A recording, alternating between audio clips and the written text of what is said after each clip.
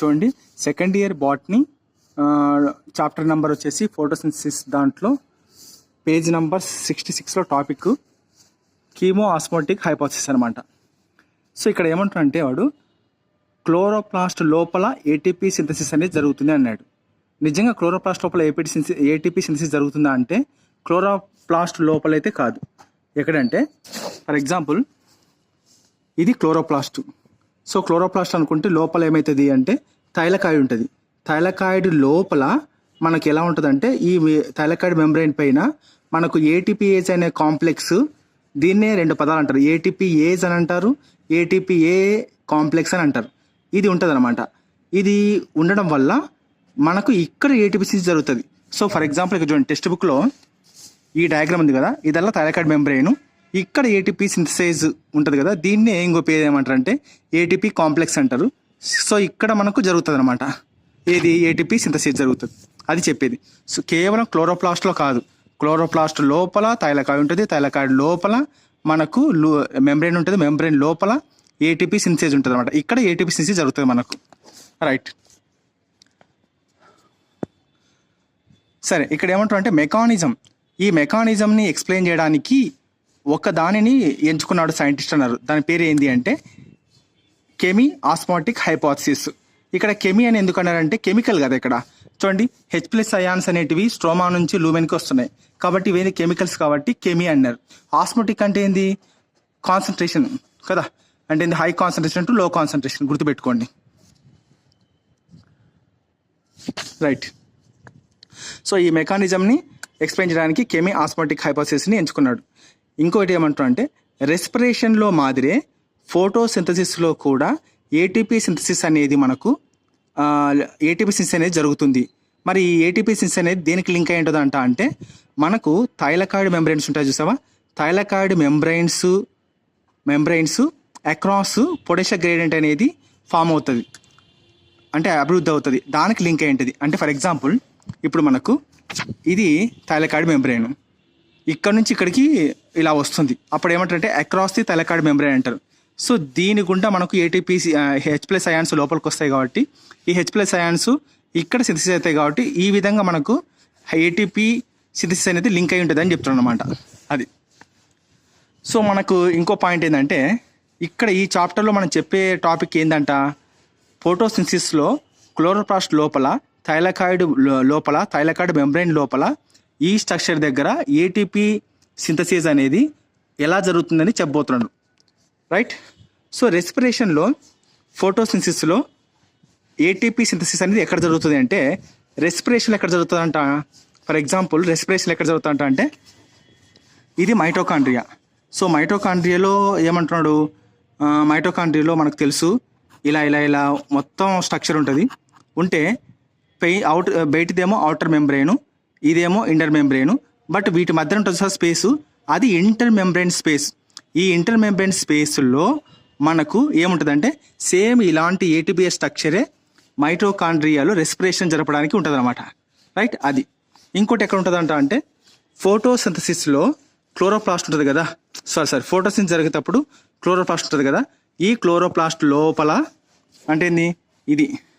So chloroplast లోపల thylakoid membrane లోపల same ఈ థైలకాయిడ్ మెంబ్రెయిన్ లోపల ఈ స్ట్రక్చర్ ఉంటుంది, ఇక్కడ జరుగుతుంది అనమాట, అది వీడు చెప్పేది, ఓకే, అది వీడు చెప్పేది అనమాట. సో దీన్ని ఏమంటారు అంటే ఇప్పుడు మనం చెప్పినది ఏమంటారు అంటే లూమెన్ లోపల అని అర్థం. థైలకాయిడ్ మెంబ్రెయిన్ లోపల ఉండే స్థలాన్ని స్పేస్ని ఏమంటారు అంటే లూమెన్ అంటారు అనమాట, రైట్. ఇక్కడ ఇంకో పాయింట్ ఏంటంటే ఇది మూతి F0 అనేది మెంబ్రెయిన్ లోపల ఉంటుంది, F1 అనేది స్ట్రోమా బయటకు వస్తుంది అనమాట, ఓకే.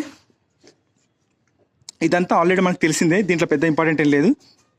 ఇంకోటి ఏంటంటే ఇక్కడ చెప్పా కదా, ఫోటోసింథసిస్లో క్లోరోప్లాస్ట్లో థైలకాయిడ్ మెంబ్రెయిన్ లూమెన్లో ప్రోటాన్ అక్యుములేషన్ జరుగుతుంది, అదే మైటోకాండ్రియా ఇంటర్ మెంబ్రెయిన్ స్పేస్లో ప్రోటాన్ అక్యుములేషన్ జరుగుతుంది అనమాట, అది. సో ఈ పారాగ్రాఫ్కి వస్తే మనకు థైలకాయిడ్ మెంబ్రెయిన్ అక్రాస్గా ఫోటాన్ గ్రేడియంట్ అంటే ఏంది H+ అయాన్స్ అనేది డెవలప్ అవుతుంది. సో ఏ విధంగా డెవలప్ అవుతుందో దాని కారణాలు ఏందో చెప్దామంటున్నాడు. అంటే ఈ డయాగ్రామ్ చూస్తాం కదా, ఇప్పుడు థైలకాయిడ్ మెంబ్రెయిన్ లోపల H+ అయాన్స్ అనేది డెవలప్ అవుతుందని మనకు తెలుసు, ఇది థైలకాయిడ్ మెంబ్రెయిన్, దీని లోపల H+ అయాన్స్ చాలా వస్తాయి. అసలు ఇది ఇక్కడికి రావడానికి ఏవేవి సహకరిస్తాయి, ఏవేవి సహకరించవనేది ఇప్పుడు తెలుసుకుందాం అంటున్నాడు. ఫస్ట్ది ఏంటంటే ఈ పారాగ్రాఫ్లో ఏమంటున్నాడు, వాటర్ స్ప్లిట్ అయినప్పుడు, గుర్తుపెట్టుకోండి, వాటర్ స్ప్లిట్ అయినప్పుడు మనకు ఏమవుతాయంటే ఇక్కడ ఎలక్ట్రాన్స్ వస్తాయి, H+ అయాన్స్ వస్తాయి అన్నమాట. గుర్తుపెట్టుకోండి, థైలాకాయిడ్ మెంబ్రైన్ దీని లోపల వాటర్ అనేది స్ప్లిట్ అయినప్పుడు ఎలక్ట్రాన్స్ వస్తాయి, H+ అయాన్స్ వస్తుంది. ఎలక్ట్రాన్స్ మాత్రం ఈ ఎక్కడ థైలాకాయిడ్ మెంబ్రైన్ పైన మనకు PS2 ఉంటుంది కదా, ఇక్కడికి వెళ్ళిపోతుంది, ఎలక్ట్రాన్స్ మాత్రం తీసుకుంటుంది. కానీ మరి H+ అయాన్స్ ఎక్కడ ఉండిపోతాయంటే ఈ థైలాకాయిడ్ మెంబ్రైన్ లోపల ఉండే స్థలము, దాన్ని లూమెన్ అంటారు కదా, దీనిలోనే ఉండిపోతుంది అనమాట. ఇది ఒక కారణం. అంటే ఏంది, ప్రోటాన్ గ్రేడియంట్ పెరగడానికి ఇది ఒక కారణం, రైట్. రెండో కారణం ఏంటంటే ఈ పారాగ్రాఫ్లో ఏం చెప్తున్నాడు అంటే, రైట్ చూడండి, as electrons move through the transport chain protons are transported across the membrane అన్నాడు. అంటే ఇప్పుడు ఎలక్ట్రాన్స్ అనేటివి PS2 నుంచి మనకు ఎక్కడికి వెళ్తాయంటే థైలాకాయిడ్ మెంబ్రేన్కి బయట PQ ఉంటుంది. దీన్ని ఏమంటారంటే ప్లాస్టోక్వినోన్ అని అంటారు, లేకపోతే ఫియోఫైటిన్ అని అంటారు. ఈ రెండు పేర్లు ఏదో రకంగా అంటారు అనమాట, ఏదోటి అంటారు, రైట్. ఇప్పుడు PQ ఉంది కదా, ఇది ఎక్కడుంది అని అడగొచ్చు మనకు. అంటే థైలాకాయిడ్ మెంబ్రెయిన్కి అవుట్ సైడ్లో ఉంది. మరి దీని మధ్యన ఏముంటుంది, కాంప్లెక్స్ BF అనేది ఉంటుంది మెంబ్రెయిన్లో. ఇక్కడ స్ట్రోమా కాదు, లూమెన్, థైలాకాయిడ్ లూమెన్లో లోపల ఇన్సైడ్ మనకు PC ఉంటుంది. దీన్నే ప్లాస్టోసైటోసిన్ అంటారన్నమాట. ఓకే, సో ఇది అవుట్ సైడ్, ఇది ఇన్సైడ్ ఉంటుంది. ఇక్కడ ఈ పారాగ్రాఫ్లో ఏం చెప్తున్నా వీడు మెయిన్ కాన్సెప్ట్. ఓకే, ఈ ప్లాస్టోక్వినిన్ అనేది ఎలక్ట్రాన్ క్యారియర్ కాదు, H+ క్యారియర్ అంటున్నాడు. ఎందుకు ఎలక్ట్రాన్ క్యారియర్ కాదు అంటున్నాడు అంటే, ఇది ఎలక్ట్రాన్స్ని తీసుకోదు. అంటే ఇప్పుడు థైలాకాయిడ్ మెంబ్రెయిన్ ఇలా ఉంది, ఇది బయట ఉంది, PQ బయట ఉంది, PC బయట ఉంది, మధ్యలో కాంప్లెక్స్ BF ఉంది, ఇదే PS2 ఉంది. ఇక్కడ నుంచి ఎలక్ట్రాన్ వస్తుంది. ఎలక్ట్రాన్ వస్తేప్పుడు దీని గుండా ఒక జస్ట్ పాస్ అయిపోయి ఎక్కడికి వెళ్తుంది అంటే PCకి వెళ్తుంది. అంటే ఇది కావాల్సుకునే PQ అనేది ఎలక్ట్రాన్ని తీసుకోవట్లేదు, కాబట్టి దీన్ని ఎలక్ట్రాన్ క్యారియర్ అని అన్నారు. దీన్ని ఏమంటారు మరి అంటే, స్ట్రోమాలో H+ అయాన్స్ చాలా ఉంటాయి. ఆ H+ అయాన్స్ అనేది ఇది తీసుకుంటుంది అనమాట. ఏది PQ తీసుకొని చూడండి, బాగా అబ్జర్వ్ చేయండి. తీసుకొని ఎప్పుడైతే ఎలక్ట్రాను PS2 నుంచి అంటే ఫోటో సిస్టమ్ 2 నుంచి దీని గుండా వెళుతూ ఉన్నప్పుడు మాత్రం H+ అయాన్స్ని వెంటనే తీసుకొని ఈ ఎలక్ట్రాన్ ఎప్పుడైతే ఎలక్ట్రాన్ క్యారియర్ అయిన PCకి చేర్చినప్పుడు ఈ H+ అయాన్స్ ఏమైతే అంటే లూమెన్లోకి వెళ్ళిపోతాయి. మరి మనకు కాన్సెప్ట్ చెప్తుంటే ఇది ఎలక్ట్రాన్ క్యారియర్ అనే ఉద్దేశం వస్తుంది కదా. ఎప్పుడైనా గుర్తుపెట్టుకోండి, ఎలక్ట్రాన్ క్యారియర్ అంటే మనకు ఎలక్ట్రాన్ని ఖచ్చితంగా అదే కావాల్సుకుని తీసుకుంటే దాని అవసరం కోసం అప్పుడు ఎలక్ట్రాన్ క్యారియర్ అంటారు. అది అవసరం లేదు దీనికి, జస్ట్ దీని గుండా రూట్ వెంబడి వెళ్తుంది. ఓకే, ఇప్పుడు మనం ఒక రోడ్డు మీద మనము ఇంటికి ఎదురుకు పోయినామనుకో, మనం ఆ ఇంటి సంబంధం అయితే కాదు కదా, అట్టనమాట. ఆ విధంగా ఇది జస్ట్ దాని గుండా పోతుంది కాబట్టి ఇది ఎలక్ట్రాన్ క్యారియర్ కాదు, H+ క్యారియర్ అంటారు. మరి PC కిందకి వస్తే ఇది మాత్రం ఎలక్ట్రాన్ క్యారియర్. ఎందుకు, దీని గుండా కాదు, ఇదే కావాల్సిన ఎలక్ట్రాన్ క్యారియర్ తీసుకుంటుంది. ఒకవేళ ఇది లేకపోతే మనకు PS2 నుంచి వచ్చిన ఎలక్ట్రాన్ అనేది PS1కి చేరడం అనేది అసంభవం అనమాట, చాలా కష్టం. కాబట్టి దీన్ని ఏమంటారు, ఎలక్ట్రాన్ క్యారియర్ అంటారు. ఎగ్జామ్లో అడగొచ్చు, ఏది ఎలక్ట్రాన్ క్యారియర్, ఏది H+ క్యారియర్ అంటే, ఇది ఎలక్ట్రాన్ క్యారియర్ కాదు, ఇది ఎలక్ట్రాన్ క్యారియర్, ఇది H+ క్యారియర్, ఇది H+ క్యారియర్ కాదు. 2 బిట్లు వస్తాయి ఇక్కడ, రైట్. ఇంకోటి సో ఇదే సమయంలో ఇక్కడ వాటర్ ద్వారా H+ అయాన్స్ వచ్చినాయి. తర్వాత ఈ స్ట్రోమా నుంచి H+ అయాన్స్ ఇక్కడ నుంచి హై కాన్సన్ట్రేషన్ ఉంటాయి కదా, ఇక్కడ నుంచి లూమెన్లోకి వస్తాయి అనమాట దీని ద్వారా. Okay, right. మళ్ళీ చెప్తున్నాను, PC అయితే ఎలక్ట్రాన్స్ H+ ఆటమ్స్ని తీసుకురాదు. ఓకే, తీసుకురాదు, ఇది మాత్రమే తీసుకొస్తుంది. చూడండి, ఇక్కడ మనకు ప్రైమరీ యాక్సెప్టర్ ఆఫ్ ఎలక్ట్రాన్ అన్నాడు. ప్రైమరీ యాక్సెప్టర్ ఆఫ్ ఎలక్ట్రాన్ అంటే ఎవరు అంటే PQ. గుర్తుపెట్టుకోండి, PQవే ప్రైమరీ ఎలక్ట్రాన్ యాక్సెప్టర్. ఇప్పుడు థైలాకాయిడ్ మెంబ్రెయిన్ PS2, ఇది PQ. సో PS2 నుంచి వచ్చే ఎలక్ట్రాన్ ఎవరు తీసుకుంటారు ఫస్ట్ అంటే PQ తీసుకుంటుంది. కాబట్టి ఇది ప్రైమరీ యాక్సెప్టర్ ఆఫ్ ఎలక్ట్రాన్, అంతే కదా. మరి ఇది ఎక్కడుంది అంటే థైలాకాయిడ్ మెంబ్రెయిన్ అవుట్ సైడ్లో ఉంటుంది, స్ట్రోమాలో ఉంటుంది. చూడండి ఈ కాన్సెప్ట్ని ఆల్రెడీ రికార్డ్ చేసినాను. సో ఆ వీడియోకి ఇది అటాచ్ చేస్తే సరిపోతుంది. ఏమనంటే ఎప్పుడైతే దిస్ మాలిక్యూల్ అన్నాడు అంటే ఏంది పీక్యూ కానీ దీనికి ఇంకో పేరు ప్లాస్టోక్యూన్ కానీ పాసెస్ ఆన్ ఇట్స్ ఎలక్ట్రాన్. సరే సింపుల్గా చెప్తాను చూడండి. ఎప్పుడైతే ఈ పీక్యూ అనేది ఎలక్ట్రాన్ పాస్ అవుతాడో అప్పుడే H+ అయాన్స్ లోపలికి వస్తాయని చెప్పేసినాడు క్లియర్ కట్గా. అంతే. ఇక్కడ మనం కన్ఫ్యూజ్ అయ్యే పాయింట్ ఏంటంటే క్వినోన్ సైక్లిక్ అని ఎందుకు ఉపయోగించినాడు అని అంటే ఇప్పుడు PS2 ఇది పైకి వెళ్తుంది, మళ్ళీ తర్వాత దీని గుండా PS1కి వచ్చి మళ్ళీ రివర్స్ వస్తుంది. ఈ సైక్లిక్ ప్రాసెస్లో ఈ ప్రాసెస్ చెప్పాలన్నమాట. ఓకే, మనం ఊహించుకోండి. జస్ట్ నేను ఏమంటే నాన్ సైక్లిక్ ఫాస్ఫోరిలేషన్ గురించి చెప్తున్నాను అనమాట. కానీ ఈ కాన్సెప్ట్ రెండిట్లో సేమ్ కాబట్టి సో ఇక్కడ సైక్లిక్ పరంగా ఊహించుకుంటే సరిపోతుంది. రైట్. క్వినోన్ సైకిల్ అంటే ఏంది ప్లాస్టో క్వినోన్ సైకిల్ కానీ లేకుంటే ఫియోఫైటిన్ సైకిల్ కానీ అనుకుంటారు అన్నమాట. ఇక్కడ ఇంకోటి ఏంటంటే పీక్యూకి మరియు సైటోక్రోమ్ బికి చూడండి. ఇక్కడ మధ్యన పీక్యూ ఉంటుంది, సైటోక్రోమ్ బి ఉంటుంది. దీని మధ్యన ఎప్పుడు ఎలక్ట్రాన్స్ అనేది తిరుగుతూ ఉంటాయి. అంటే ఏంది ఇట్లా వచ్చి మళ్ళీ PS2కి వచ్చి ఇలా వస్తాయి అనమాట. సేమ్ ఇలా చెప్పినట్టు. సో పీక్యూ నుంచి సైటోక్రోమ్ బికి వచ్చి మళ్ళీ ఇలా వచ్చి మళ్ళీ ఇలా తిరుగుతుంటాయి కాబట్టి సైక్లిక్ అని ఉపయోగించాను అనమాట. చూడండి NADP రిడక్టేస్ ఎంజైమ్ ఎక్కడ ఉంటుంది అని అడిగినాడు. Stroma side of the membrane అన్నాడు. స్ట్రోమా సైడ్ ఆఫ్ మెంబ్రెయిన్ అంటే ఏంది same to same stroma side of membrane అంటే థైలాకాయిడ్ మెంబ్రెయిన్కి స్ట్రోమా సైడ్ అంటే ఇది స్ట్రోమా సైడ్. ఇక్కడ ఉంటాయి NADP రిడక్టేస్. ఇప్పుడు సేమ్ టు సేమ్ మళ్ళీ థైలాకాయిడ్ మెంబ్రెయిన్ అని ఊహించుకుంటే ఇది స్ట్రోమా కదా. ఎప్పుడు కూడా స్ట్రోమాలో NADP రిడక్టేజ్ ఎంజైమ్ తిరుగుతూనే ఉంటుంది. సో తిరుగుతూ ఉంటుంది, దీంతో పాటు ఒక ఎలక్ట్రాన్ కూడా తీసుకొని ఉంటుంది అన్నమాట దాంతోపాటు. ఓకే, తిరుగుతూ ఉంటుంది, దీంతో పాటు ఎప్పుడు ఒక ఎలక్ట్రాన్ని దాని ఎమ్మడి పెట్టుకొని ఉంటుంది అనమాట. ఎందుకోసం ఎలక్ట్రాన్ ఉంటుందని చెప్తాను నేను కథ మళ్ళీ. రైట్. ఎస్, ఇదంతా సేమ్ టు సేమ్ రైట్. ఎందుకోసం ఆ ఎలక్ట్రాన్ అక్కడ ఉంటుంది కదా. ఇప్పుడు చూడండి PS1 నుంచి ఒక ఎలక్ట్రాన్ అనేది దీనికి వెళ్తుంది. ఏది NADP రిడక్టేజ్ ఎంజైమ్కి వెళ్తాను అనమాట. అందుకే అన్నాడు along with electrons that came from the acceptor of electrons of PS1 అన్నాడు. అంటే PS1 నుంచి ఇలా వెళ్ళి ఎలక్ట్రాన్ వచ్చినప్పుడు ఈ NADP ఉంది కదా, దీని నుంచి ఒక ఎలక్ట్రాన్ వస్తుంది అనమాట. ఓకే, ఇక్కడ NADP నుంచి NADPH ఇక్కడ నుంచి ఇక్కడ ఫామ్ అవుతుంది. ఈ ఎంజైమ్ ఈడ వస్తుంది అనమాట. సో ఈ ఎలక్ట్రాన్ ద్వారా మనకు H+ అనేది ఎక్స్ట్రా వస్తుంది. లాస్ట్కి ఏమవుతుంది NADPH2 ఫామ్ అవుతుంది. Very very important.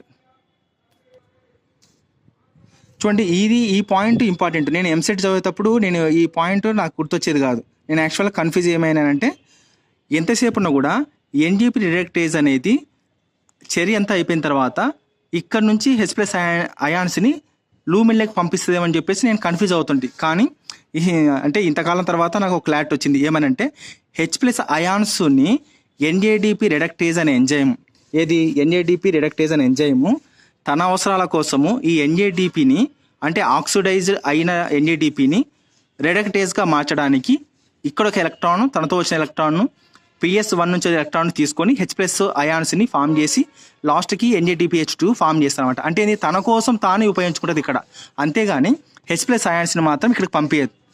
రైట్. మరి దీనివల్ల లాభం ఏంది, ఎందుకు ఈ పాయింట్ ఇక్కడ ఇచ్చినాడు అంటే ఇక్కడ వాటర్ ద్వారా H+ అయాన్స్ డైరెక్ట్గా లోపల పెరిగిపోతున్నాయి, PQ ద్వారా లోపల H+ అయాన్స్ పెరిగిపోతున్నాయి. మరి దీని ద్వారా ఏంటంటే ఇది ఇండైరెక్ట్గా తీస్తుంది అనమాట. అంటే స్ట్రోమాలో H+ అయాన్స్ చాలా ఉన్నాయి. మరి ఈ స్ట్రోమాలో H+ అయాన్స్ కాన్సన్ట్రేషన్ తగ్గియాలంటే ఇది ఇండైరెక్ట్గా ఏం చేస్తుంది, ఇది వాడుకున్నప్పుడు ఏమవుతుంది కాన్సన్ట్రేషన్ ఇక్కడ తగ్గిపోతుంది. ఎక్కడ ఎక్కువైతుంది ఇక్కడ ఎక్కువైతుంది కదా, అట్లా అనమాట. అంటే ఇండైరెక్ట్గా దీనికి హెల్ప్ చేస్తుంది అంతే. చూడండి ఇక్కడ ఏమంటారంటే హెన్స్ కాబట్టి so with in the chloroplast లోపల మనకు స్ట్రోమా లోపల ఏమైతే ప్రోటాన్స్ తగ్గిపోతాయి నేను చెప్పిందే. తర్వాత లూమెన్లో ప్రోటాన్ అక్యుములేషన్ పెరిగిపోతాయని చెప్పినాడు.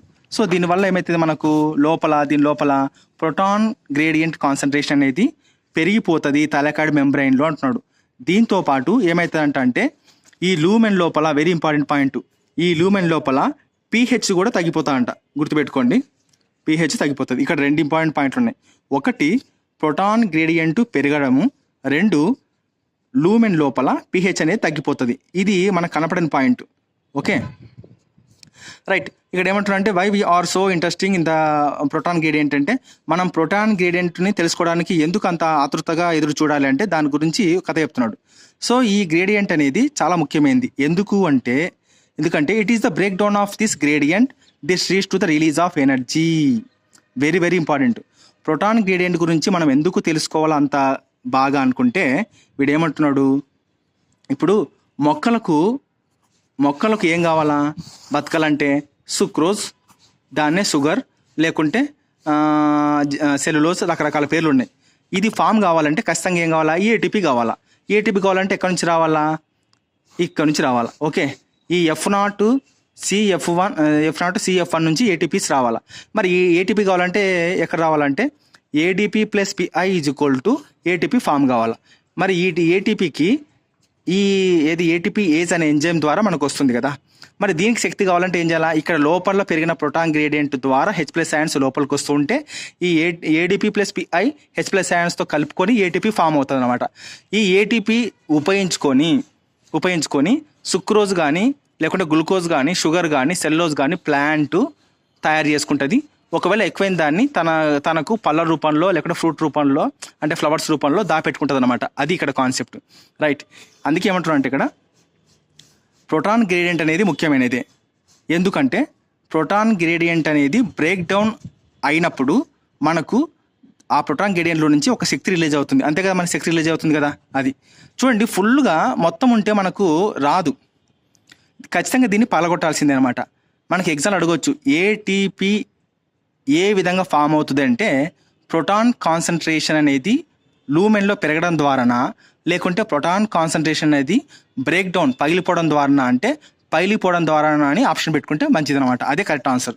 ఓకే, అప్పుడు ఈ ప్రోటాన్ గ్రేడియంట్ అనేది బ్రేక్ డౌన్ అయిన తర్వాత దాంట్లోంచి మూమెంట్ అయిన తర్వాత మూమెంట్ ఏమవుతుంది? ప్రోటాన్స్ మూమెంట్ అయిపోయి అక్రాస్ ద మెంబ్రైన్ ఓకే, అంటే తలకాడ్ మెంబ్రైన్ గుండా వెళ్ళిపోయి స్ట్రోమా సైడ్ వెళ్తాయి అనమాట. సో ఇక్కడ ఒక పాయింట్ ఉంది, ట్రాన్స్ మెంబ్రైన్ ఛానల్ అన్నారు. దేన్ని? F0ని గుర్తుపెట్టుకోండి. దీన్ని ఇప్పుడు ఇది ఏటీపీఏజ్ ఎంజైమ్కి అయితే ఇది F0. ఇది ఎక్కడ ఉంటుంది అని అడగవచ్చు. ఇది తలకాడ్ మెంబ్రైన్లో ఉంటుంది. దీని గుండా H+ అయాన్స్ వెళ్తాయి అనమాట. అది వాడు చెప్పేది. ఓకే, నెక్స్ట్ ట్రాన్స్ మెంబ్రైన్ ఛానల్ అన్నాడు. ఎందుకు ట్రాన్స్ మెంబ్రైన్ ఛానల్ అంటే ఇది రెండింటి మధ్యన ఉందన్నమాట. ట్రాన్స్ మెంబ్రైన్ అంటే ఒక మెంబ్రైన్కి మధ్యన ఉంటే దాన్ని ట్రాన్స్ మెంబ్రైన్ ఛానల్ అన్నారు. రెండో పాయింట్, ఇది డిఫ్యూజన్లో ఏ డిఫ్యూజను మనకు 3 రకాలు ఉన్నాయి. సింపుల్ డిఫ్యూజనా, ఫెసిలిటేటెడ్ డిఫ్యూజనా, యాక్టివ్ ట్రాన్స్పోర్ట్ డిఫ్యూజనా అని 3 రకాలు ఉన్నాయి. గుర్తుపెట్టుకోండి, ఇది ఫెసిలిటేటెడ్ డిఫ్యూజన్. ఎందుకంటే ఫెసిలిటేటెడ్ డిఫ్యూజన్లో మనకు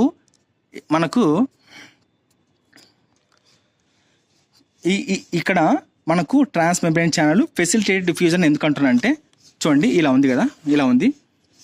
ఎలా అంటే ఇది ఒక ప్రోటీన్ క్యారియర్ కదా, ప్రోటీన్ క్యారియర్. దీని గుండా మనకు H+ అయాన్స్ ఎలా పోతున్నాయి? హై కాన్సన్ట్రేషన్ టు లో కాన్సన్ట్రేషన్, అంటే ఎక్కువ నుంచి తక్కువ పోయినప్పుడు మనకు ఇక్కడ ఏమన్నా ఏటీపీ అనే శక్తి ఖర్చు అవుతుందంటే ఖర్చు అవ్వదు. మరి ఖర్చు అవ్వనప్పుడు దీన్ని ఏమంటారు? ఫెసిలిటేటెడ్ డిఫ్యూజన్ అన్నాడు. మరి డిఫ్యూజన్ అంటే హై కాన్సన్ట్రేషన్ టు లో కాన్సన్ట్రేషన్. మరి ఫెసిలిటేట్ అనే పదం ఎందుకు ఉపయోగించారంటే ఈ H+ అయాన్కు ఇది దారి చూపిస్తుంది. అంటే ఫెసిలిటేట్ అంటే దాని అర్థం ఏంటంటే దారి చూపించడం, మార్గాన్ని చూపించడం. కాబట్టి ఫెసిలిటేట్ డిఫ్యూజన్ అని చెప్పి చెప్పాను అనమాట. ఓకే, మరి యాక్టివ్ ట్రాన్స్పోర్ట్ డిఫ్యూజన్ ఎందుకు అనలేదు అని మనకు డౌట్ రావచ్చు. ఎందుకు అనలేదంటే ఎప్పుడైనా కానీ లో కాన్సన్ట్రేషన్ నుంచి హై కాన్సన్ట్రేషన్కి వ్యతిరేకంగా వెళితే దాన్ని యాక్టివ్ ట్రాన్స్పోర్ట్ అంటారు. ఫర్ ఎగ్జాంపుల్, ఇప్పుడు మనకు చెట్టు ఉంది, చెట్టు లోపలికి ఆల్రెడీ ఆహారం లోపల ఉంటుంది. అయినా ప్రతిరోజు మనకు ఫోటోసింథసిస్ ద్వారా చెట్టు లోపలికి ఆహారం ఎంతో కొంత పోతుంది. అది ఏ ప్రాసెస్ అంటే యాక్టివ్ ప్రాసెస్, అంతే కదా. మరి యాక్టివ్ ప్రాసెస్. ఓకే, ఎందుకు? లో కాన్సన్ట్రేషన్ బయట ఉంది, ప్లాంట్ లోపల హై కాన్సన్ట్రేషన్ ఉంది. ఇది ఏం చేస్తుంది అంటే లోపలికి పంపు చేస్తుంది. అప్పుడు దీన్ని యాక్టివ్ అంటారు. ఏటీపీని ఉపయోగించుకొని లోపల పంపిస్తుంది కాబట్టి ఇది యాక్టివ్ ట్రాన్స్పోర్ట్. ఇక్కడ ఏటీపీ లేదు, ఓన్లీ ఛానల్ మాత్రమే వెళ్తుంది అనమాట. అది రైట్. చూడండి ఇక్కడ పాయింట్, ఏటీపీఏజ్ దీనికి ఏటీపీ సింథటేజ్ అని అనొచ్చు, ఏటీపీఏజ్ అని అనొచ్చు. ఓకే, ఏటీపీఏజ్ ఎంజైమ్లో 2 భాగాలు ఉన్నాయంట. ఒకటి F0. ఇది ఎక్కడ ఉంటుంది అంటే తలకాడ్ మెంబ్రైన్లో ఉంటుంది. అది మనకు తెలుసు. తర్వాత ఇది ట్రాన్స్ మెంబ్రైన్ ఛానల్ని ఏర్పాటు చేస్తుంది. అది మనకు తెలుసు. చెప్పా చూసా, ఫెసిలిటేట్ డిఫ్యూజన్ ఏర్పాటు చేస్తుంది. అది మనకు తెలుసు. తర్వాత ఇంకో పోర్షన్ ఏంటంట F1 ఉంది కదా, ఇది ఎక్కడుంది, ఇది స్ట్రోమాలో బయట సైడ్ ఉంది. సో F1 ప్రొట్యూడ్ అంటే ఏంది, బయటికి పొడుచుకొని రావడం, out side surface of the thylakoid membrane on side that faces the stroma. ఇది అనమాట స్ట్రోమాకి ఫేస్ అయి ఉంటుంది, థైలాకాయిడ్ మెంబ్రెయిన్కి బయటికి పొడుచుకొని ఉంటుంది. Right, okay. చూడండి ఇక్కడ పాయింట్ ఉంది, మనకు ప్రోటాన్ గ్రేడియంట్ యొక్క బ్రేక్ డౌన్ అయినప్పుడు మనకు కావాల్సిన శక్తి H+ అయాన్స్ అనేటివి రావడం వలన ఏమైతే ఈ F1 పార్టికల్లో F0 పార్టికల్లో మనకు ఏమొస్తాయంట, ఒక కన్ఫర్మేషనల్ మార్పులు వస్తాయి. సో మార్పులు వచ్చినప్పుడు మాత్రమే మనకు ఈ H+ అయాన్స్ బయటకు వస్తాయని చెప్తున్నాడు. Right. So enzyme which makes the enzyme synthesis the several molecules of energy packed ATP. So ఈ విధంగా ఈ ATP ఏజ్ అనే ఎంజైమ్ అనేది రకరకాల మాలిక్యూల్స్ని సింథసిస్ చేస్తుంది అనమాట. దాంట్లో ఏముంటుందంట, ఎనర్జీ ప్యాక్డ్ ATP. చూడండి, ATPని జస్ట్ ATP అనొచ్చు, ATPలో శక్తి ఉంటుంది కాబట్టి నిండుకొని దీన్ని ఏమంటారంటే ఎనర్జీ ప్యాక్డ్ ATP అని అంటారు అన్నమాట. ఎనర్జీ ప్యాక్డ్, ఇదంతా ఒకటే పదమే. ఓకే, ఇదంతా ఒకటే పదమే. రైట్. సో రైట్, ఇది అయిపోయింది కదా. నెక్స్ట్ కీమోఆస్మోసిస్కి జరగాలంటే ఏమేం కావాలంటే, ఒకటి థైలాకాయిడ్ మెంబ్రెయిన్ కావాలి, తర్వాత ప్రోటాన్ పంప్ కావాలి, అంతే కదా, ప్రోటాన్ పంప్ కావాలి, తర్వాత లోపల ప్రోటాన్ కాన్సన్ట్రేషన్ గ్రేడియంట్ కావాలి, తర్వాత ATPase కావాలి. ఇవన్నీ ఉంటేనే ఈ ప్రాసెస్ జరుగుతాయని చెప్తున్నాడు. చూడండి, ఇది చాలా important point. Energy is used to pump the protons across the membrane to create the proton gradient or high concentration of protons within the thylakoid lumen. Very very important. So ఇదేమో facilitated diffusion, high concentration నుంచి low కాన్సన్ట్రేషన్కి. ఇక్కడ ఏమీ అవసరం లేదు. కానీ ఇక్కడ ఏమంటున్నాడంటే, మనకు థైలాకాయిడ్ మెంబ్రెయిన్లో వాటర్ కాదు, సారీ PQ బయట ఉంటుంది కదా, ఇక్కడ నుంచి ఇక్కడికి H+ అయాన్స్ రావాలంటే ఖచ్చితంగా శక్తిని ఉపయోగించుకొని లోపలికి వస్తాయి. కాబట్టి దీన్ని ఏమనాలంటే యాక్టివ్ ప్రాసెస్ అనమాట. ఓకే, ఇదైతే ప్యాసివ్ ప్రాసెసే. ఇది ప్యాసివ్ ప్రాసెస్. ఏది మనం మాట్లాడుకునే ఇది ప్యాసివ్ ప్రాసెస్. ఇది మాత్రం యాక్టివ్ ప్రాసెస్. దీంట్లో ఇండైరెక్ట్గా అడిగే క్వశ్చన్స్ ఇవి, యాక్టివ్ ప్రాసెస్ ప్యాసివ్ ప్రాసెస్ అంటే యాక్టివ్ ప్రాసెస్ ఇది. ఎందుకంటే వీడు అంటున్నాడు చూడండి, మనకు పంపు ఎలక్ట్రాన్స్ చేస్తుంది ఎక్కడికి, PQ నుంచి ఇక్కడికి. అప్పుడు ATP ఎనర్జీని ఉపయోగించుకొని వస్తుంది కాబట్టి, వ్యతిరేక చర్యలు వస్తుంది కాబట్టి ATPని ఉపయోగించుకుంటుంది కదా. కాబట్టి ఇక్కడ ప్రోటాన్ గ్రేడియంట్ అనేది ఇక్కడ ఫామ్ కావాలంటే ఇక్కడ నుంచి పంప్ చేయాలి. పంపింగ్ అంటే తెలుసు కదా, పంపింగ్ ఎందుకు చేస్తారు అంటే ఎక్స్ట్రా ఎనర్జీని ఉపయోగించుకొని వ్యతిరేక చర్యల్లో వచ్చినప్పుడు పంపింగ్ అంటారన్నమాట దాన్ని. రైట్. సో ప్రోటాన్స్ అనేవి హై కాన్సన్ట్రేషన్ ఎక్కడైతాయి అంటే థైలాకాయిడ్ లూమెన్లో అవుతుంది అనమాట. దీనికే యాక్టివ్ ప్రాసెస్ అంటారు. సో వెనక వైపు బుక్లో ATPase ఉంది. ATPase హ్యాజ్ ఏ ఛానల్ కదా, ఛానల్ ఉంది. ATPaseకి ఓ ఛానల్ అంటే దీని గురించి చెప్తున్నాడు. దీని గురించి మనం మాట్లాడుకున్న దానిలో ఇందాక జస్ట్ ఇలా స్ట్రక్చర్. ATPase అనేది ఒక ఛానల్. అవును. సో ప్రోటాన్స్ అనేది డిఫ్యూజన్ ద్వారా వెళ్తాయి. రైట్, ప్రోటాన్స్ అనేది డిఫ్యూజన్ ద్వారా వెళ్తాయి హై నుంచి లోగా. ఇది ఫెసిలిటేట్ డిఫ్యూజన్ మాట్లాడుకున్నాం. తర్వాత బ్యాక్ కూడా పోతాయి అనమాట ఇవి. అంటే అవసరమైతే ఇక్కడ నుంచి దీని కూడా ఇలా వస్తాయి, మళ్ళీ వద్దనుకుంటే ఇక్కడ నుంచి రివర్స్ కూడా పోతాయంట. చూడండి. సో కాబట్టి ఇదేమంటారు, దీన్ని మనకు 4 ఉన్నాయి. సింప్లాస్ట్, ఎపోప్లాస్ట్, సింపోర్టు, ఎపోపోర్టు, యూనిపోర్టు ఉంది సావా. ఇది దేని కిందకి వస్తుంది, ఒక సైడ్ రావడం మళ్ళీ ఇంకో సైడ్ రివర్స్ పోతే దాన్ని ఏమంటారు అంటే యాంటీపోర్ట్ అంటారు. దీన్ని యాంటీపోర్ట్ ప్రాసెస్ కూడా కలిసి ఉంది దీంట్ లోపల, antiport. So diffusion of protons back across the membrane that releases the enough energy to activate the ATPase enzyme that catalyses the formation of ATP. So ఇదంతా మనకు తెలిసిన సెంటెన్సే, పెద్ద ఎక్స్ప్లెనేషన్ అవసరం లేదు. వీడేమంటాడంటే NADPHతో పాటు మనకు మూమెంట్ ఆఫ్ ఎలక్ట్రాన్స్ కూడా జరుగుతాయి. సో ATP అనేది ఇమీడియట్గా యూజ్ అయిపోయి బయోసింథటిక్ రియాక్షన్కి వెళ్ళిపోతాయని చెప్తున్నాడు. సో ఇదంతా మనకు జనరల్గా చదివితే అర్థమవుతుంది. ఓకే, అంటే ఎలా స్ట్రోమాలో NADP నుంచి NADPH వెళ్తుంది కదా, ఇది ఏమైతుంది లాస్ట్కి డార్క్ రియాక్షన్ లేకపోతుంది కదా. అంటే అప్పుడు ఈ రెండు ఉపయోగిస్తారు కదా, ATP తయారైనది తర్వాత NADPH తయారైనది ఉపయోగించుకొని డార్క్ రియాక్షన్లో పనిచేస్తున్నాడు. సో ఇది పెద్ద కాన్సెప్ట్ కాదు, సింపుల్ కాన్సెప్ట్. మనకు లోపల అంతర్గతంగా ఉండేది ఏంటంటే ఇక్కడ ఫెసిలిటేట్ డిఫ్యూజన్, ఇక్కడేమో దాన్ని ఏమంటారు యాంటీపోర్ట్ రియాక్షన్ జరుగుతుంది. ఎందుకంటే ఒకసారి లోపలికి రావడం, వద్దనుకుంటే మళ్ళీ బయటికి పోతే దాన్ని యాంటీపోర్ట్ అంటారు. అది ఇంకో పాయింట్ ఏంటంటే ఇది టెక్స్ట్ బుక్లో ఎనర్జీ అనేది యూజ్ చేయబడుతుంది కాబట్టి దీన్ని ఏమంటారంటే ఇక్కడ యాక్టివ్ ప్రాసెస్ అంటారు. ఇక్కడ యాక్టివ్ ప్రాసెస్, ఇది యాక్టివ్ ప్రాసెస్ గుర్తుపెట్టుకోండి. మనం చదివేటప్పుడు ఒకసారి ఫస్ట్ టైం చదివేటప్పుడు బాగానే గుర్తుంటుంది కానీ రెండోసారి చదివేటప్పుడు మనకు స్కిప్ అయ్యి వెళ్ళిపోతాం కాబట్టి ఇది యాక్టివ్ ప్రాసెస్ అనమాట. రైట్. సో ఇంతటితో మనకు ఈ టాపిక్ కెమీ ఆస్మోటిక్ హైపోథిసిస్ అనేది కంప్లీటెడ్.